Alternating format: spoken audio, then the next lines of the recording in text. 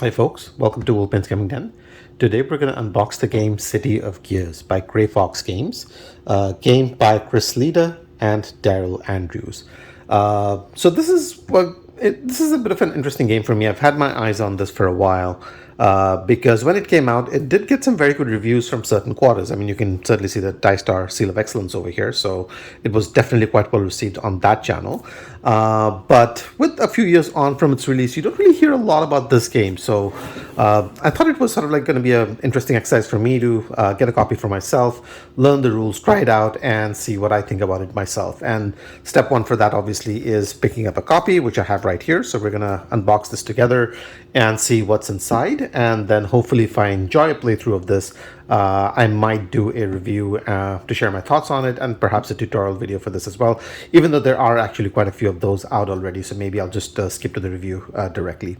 But with that said, City of Gears is a game designed for 2 to 4 players, expected to be played in roughly 45 to 60 minutes, so not a very long game per se, and it does have a very interesting setup from what I've been able to make out so far. You have these different playboards which go on the different sides of the gameplay area, which is something you're going to put together with the help of these boards that come in, and you get some really nifty and cool plastic gears in the box as well, from what I understand. So I'm excited to sort of like see what's in it and try it out for myself. The components are all listed here, but we're going to skip it because we're going to find out for ourselves. So let's flip it over and see what's happening in here. So artwork, you have a very steampunk sort of a aesthetic, which is nice if you're into it. I definitely like the way that it looks. So without further ado, let's crack into it ourselves and see what's inside the box. Now this is a standard ticket to size right box. So if you have a sort of like a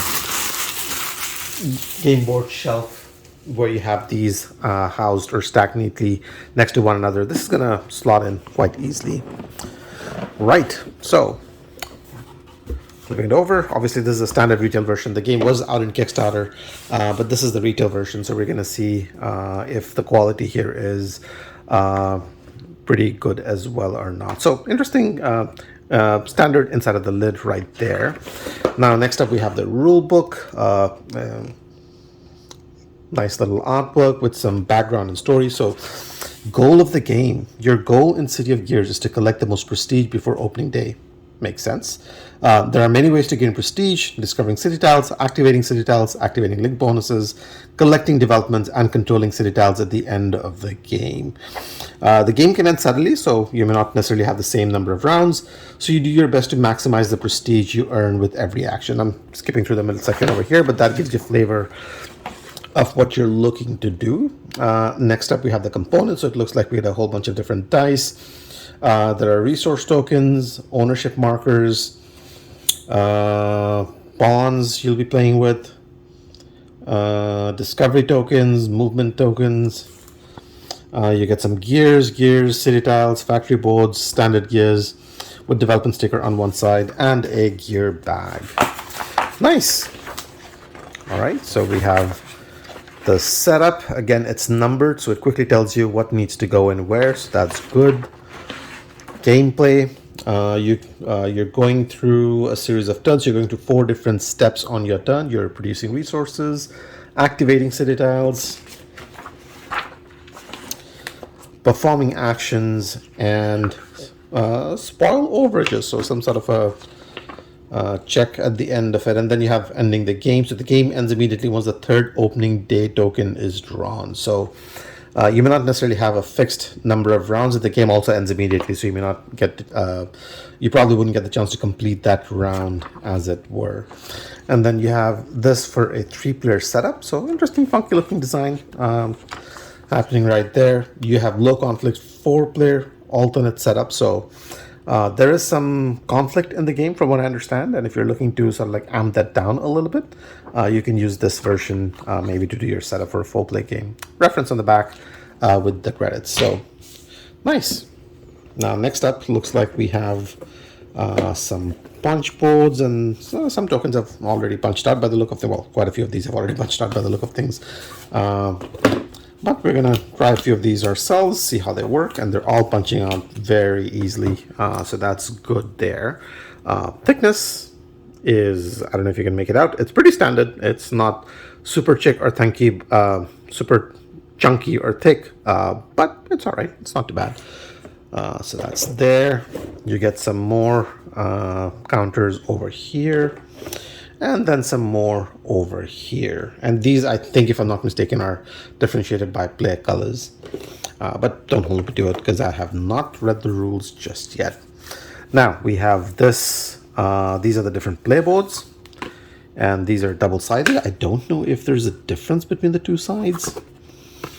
I mean, just at a very quick glance, they seem identical, but we'll see. But you get the Steambot, you get Cogswell, you get Future Vision, and you get, is that Mech Corp or meant to be Mech O Corp? I'm not sure. But there you go. So you get the 4 different playboards in this, and obviously you see these cutouts over here where the gears are meant to go in. These are the different tiles that will sort of like create your play area, and it looks like we get quite a few of these. These are not double-sided, so well, I mean, they do have something on the other side. There's some sort of a marker over there, but the main side up is over here. And yeah, let's turn this around to just so that we're looking at it the right way up. So you have the Midway Fun Park, you have the casino, Scholarium, workshop, merchant bank. Yeah, I'm not going to go through all of these. Sorry about that, but this hopefully gives you a good sense of the different kind of tiles that you get in here. And again, I'll zoom in a couple of these so you can see the quality of the artwork, which is quite nice. It is quite decent for what it is. And it definitely carries that steampunk aesthetic that we were talking about, but with a whole bunch of these tiles that are also bright and colorful, and they pop, so that's always nice.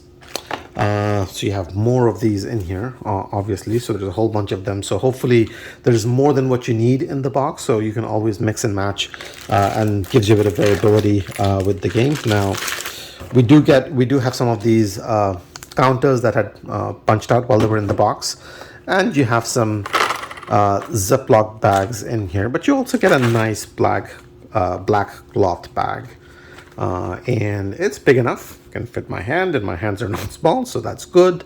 But it's pretty standard, no artwork on it, at least not in the retail one, and quality seems good as well. We have these wooden meeples or pawns. Now I do know, if I remember correctly, that the Kickstarter version came with the plastic miniatures for these, so that was in there if you picked up one of the Kickstarter ones. Now these were somehow just a little attached, but it was easy to separate them, so no big issues. But you can see these are meant to be sort of like robots things, I think. Yeah, and you get them in different colors, and they seem pretty decent. Not big and chunky, but it's good. Let's have a look at the dice very quickly.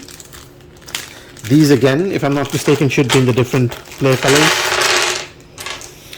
Yep, so you get 4 in each color, and they're supposed to be identical, but you do have this one gray dice which does not represent any one of the play colors, and these are not very rounded, but they seem nice. It's a good size. They seem to be printed on it, so that's good. They're rolling all right. I mean, it would have been nice to have them be a little bit more rounded, but I'm nitpicking at this point, honestly. It's not an issue. And then lastly, we have a whole bunch of different gears, because that's one of the main draws of this game. And I'll just zoom in very quickly on some of these.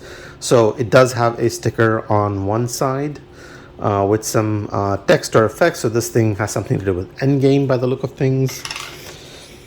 The white one, let's see if I can get this. This is opening day, so that's good. Opening day is good. Oops, that one did not. That one was a bit camera shy, I think. We have the converter, which is changing into resources into one of your choice. So these might be sort of like things that do certain actions. You get some of these in specific player colors. So you have the red, green, blue, and yellow, which correspond to the colors we saw there. But then the white ones might be general between the different players. And they all seem to be, yeah, they're all opening day ones. And then you have the rest, a whole bunch of these gray ones over here. Yeah, and that's it. That's pretty much everything that comes in the box for City of Gears. Again, well-regarded game by a lot of people, and but has not been receiving a lot of plays or buzz in recent days. So I do want to try it out and see if this is something worth checking out. And I will definitely share my thoughts on it with you guys. Meanwhile, thanks for watching. If you have any thoughts, comments, suggestions, feel free to leave them down below. And if you enjoyed the video, do give it a like and subscribe to our channel. Definitely helps it out. And in the meanwhile, I'll see you in the next one. Take care.